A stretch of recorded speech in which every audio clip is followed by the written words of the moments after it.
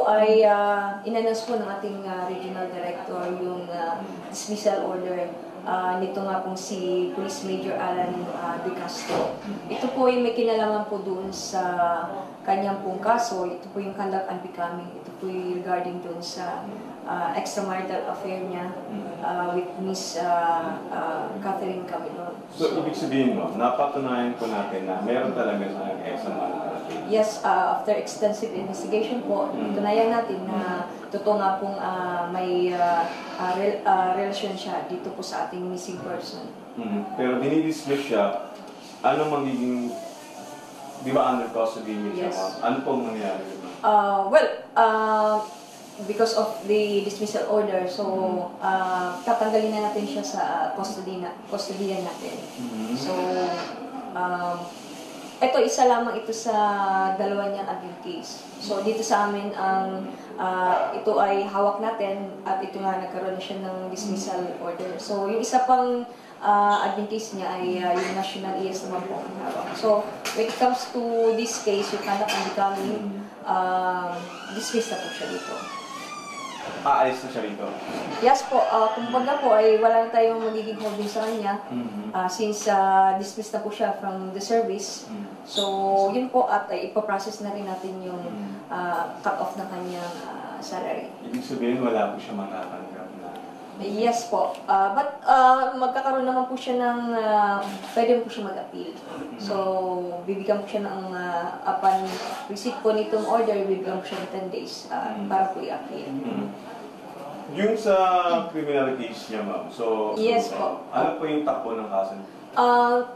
Ang CIDG po may hawak at so far sa ngayon po, tuloy-tuloy naman po yung criminal case niya. Nasasabi ba natin ngayong napatunayan natin dito sa 4A na may illicit affair sila, mas lumakas ba yung kaso ng national sa kanila?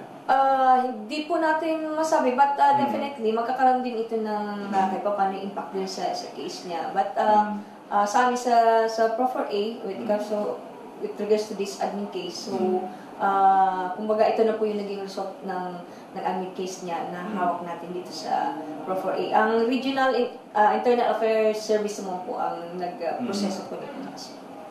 Ano po ang nangyayari ngayon, ma'am? Ngayon napatunayan yan kasi driver niya po. Separate din yun. Separate pa rin yun. Sa criminal case naman yun. At, under niyo po ba yun? Ang CIDG pa rin ang may hawak ng criminal case. Pero yung custody ng driver, ang kanina po? Nandun pa rin po siya sa Balayan. Pero actually po, hindi naman po siya considered as, kumbaga, suspect pa, no? Or actually, hindi niya kailangan mag-stay doon. But personally, yun ang choice niya. At hindi naman natin siya pwedeng itaboy. But sa ngayon po, wala siyang warrant. So, hindi natin siya talaga makonsider na kumbaga criminal o huli natin. So, anytime na pwede siyang, gusto niya umalis, pwede siyang umalis. Bago natin ito naman i-release, anong sabi po ng pamilya ni Camilon?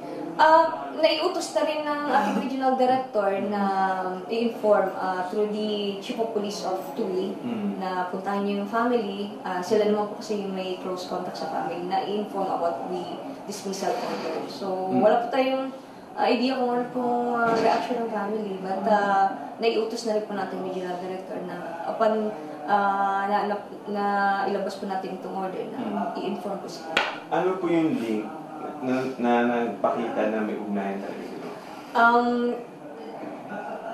Through the affidavit of yung best friend ni Catherine na nagbigay sa atin ng salaysay, may nakuha tayo mga pictures, and yun nga po, yung every time na nagkakaroon di umano ng problema si Major De Castro at si Catherine, siya ang napaghihinga ng kumbaga kwento niya dito sa kanyang best friend. So, at supported by the mga pictures. So, yun po yung isa sa mga naging natin, kumbaga, ebidensya natin.